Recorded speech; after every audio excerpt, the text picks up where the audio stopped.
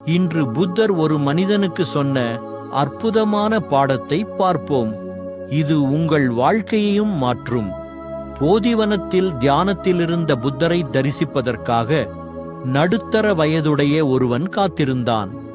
புத்தர் தியானம் கலைந்து கண் விழித்தார். புத்தரை வீழ்ந்து வணங்கினான். புத்தர் அவனிடம், "நீ யார்?" என்று வினவினார்.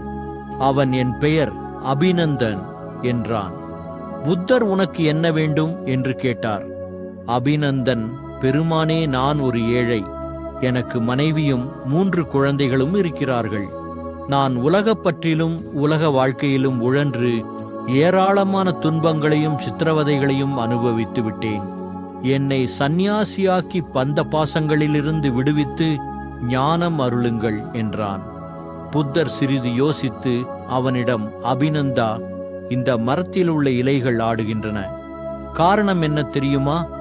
காற்று இலைகள் மீது மோதுவதால் மரத்தில் உள்ள இலைகள் ஆடுகின்றன. மனித மனங்கள் இந்த இலைகளைப் போன்றவை.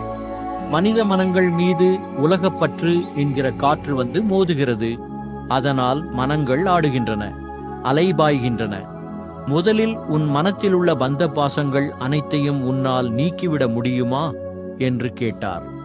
அபிநந்தன், "புத்த பெருமானே, என்னால் பந்த பாசங்களை துறந்துவிட முடியும்" என்றான். "சரி, அப்படியானால் நீ இன்று முதல் போதி வனத்திலேயே தங்கலாம்" என்றார் புத்தர். சில நாட்கள் கடந்தன. ஒரு நாள் புத்தர் அருகிலுள்ள குளத்திற்கு நீராடுவதற்காக சென்றார். அப்போது அவர் ஒரு மரத்தின் கீழ் அபிநந்தன் பக்கத்தில் ஒரு நாய்க்குட்டி நின்று கொண்டிருப்பதை பார்த்தார்.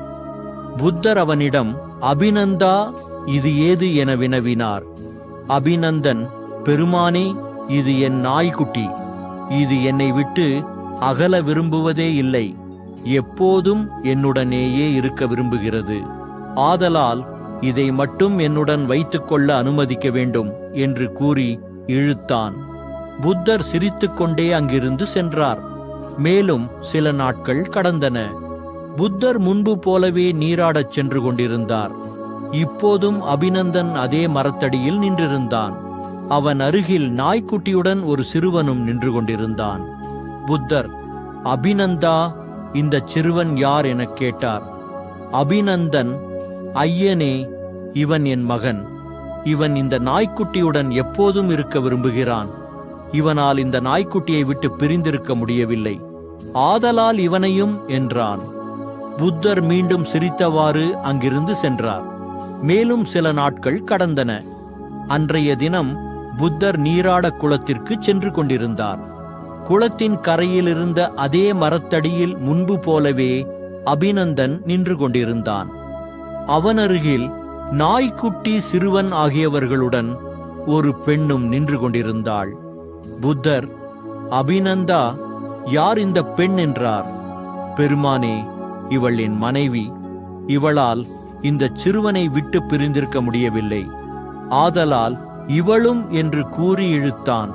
புத்தர் சிரித்துக்கொண்டே 2 காலி பாத்திரங்களை எடுத்தார். "அபிநந்தா, இதோ பார்" என்று சொல்லிக்கொண்டே அவர் ஒரு பாத்திரத்தில் கற்களை போட்டு நிரப்பினார். அதை குளத்து நீரில் விட்டார்.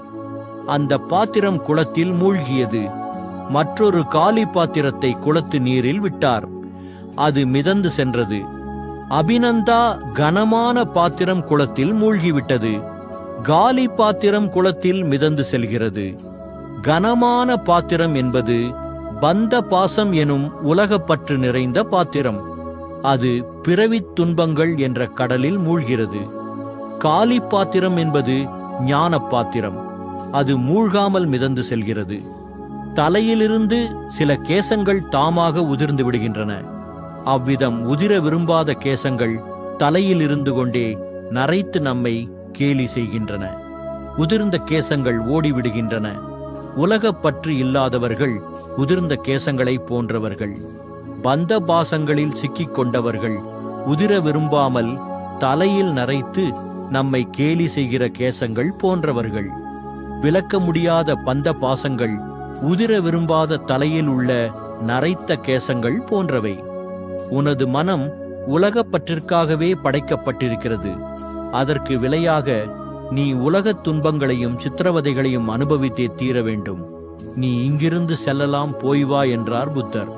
நண்பர்களே, இந்த கதை நமக்கு என்ன சொல்கிறது? பந்த பாசங்களை முழுவதுமாக துறக்க முடியாவிட்டாலும் கவலை இல்லை.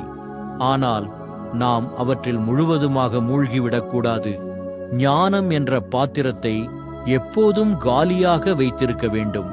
அப்போதுதான் நாம் வாழ்க்கை என்ற கடலில் மிதக்க முடியும்.